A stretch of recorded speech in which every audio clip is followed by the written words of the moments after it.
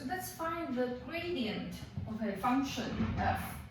First of all, when we have a function of multivariables, let's say of two variables, the gradient, so this is the terminology, the gradient of the function, it means a vector valued function. So we will denote this vector valued function by this name. Okay, so we'll say grad f usually. Okay,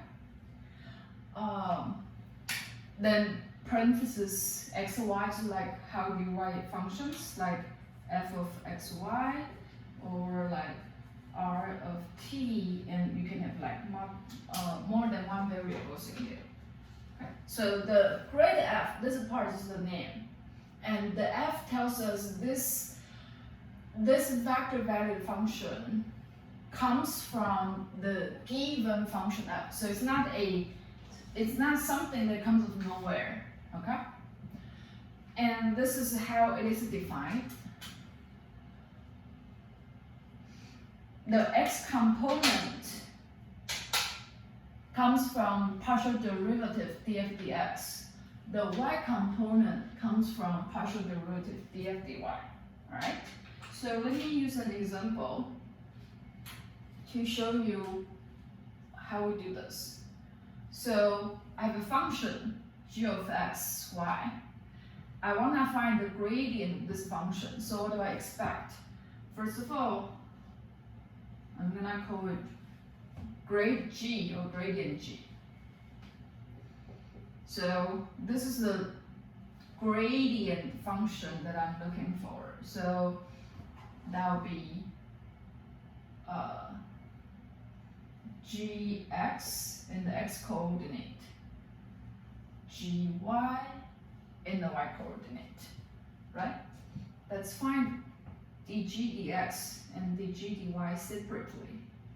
So this is ddx of ln x squared minus y. So in here, because we're differentiating the function with respect to x, we're going to treat y as a constant. So I have a composite function, ln is the outer function, x squared minus a constant is the inner function. So I apply the chain rule. Derivative of ln is 1 over, we value this 1 over at the inner function, times derivative of the inner function. So this is the inner function, x squared minus y. So I get 2x minus 0 because 2x, y is nothing but a constant. Put this all together, 2x over x squared minus y. Okay, so that is gx. Gy, this time differentiating the function with respect to y. Now I'm seeing x as a constant. So now derivative of the outer function is the 1 over. Derivative of the inner function. So now x is a constant. So 0 minus 1. So minus 1 over x squared minus y. Okay? So then based on this, we can put them into the gradient g. Okay?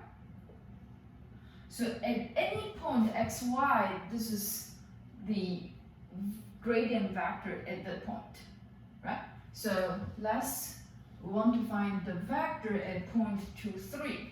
So let me write here. At 2, 3, we have gradient g 2, 3 equals, I'm going to do plug in, so that's 4 over 2 squared minus 3, common, I missed the minus sign here. So minus 1 over 2 squared minus 3. So this is 4 over 1 and minus 1 over 1. So this is the gradient g at the point 2, 3.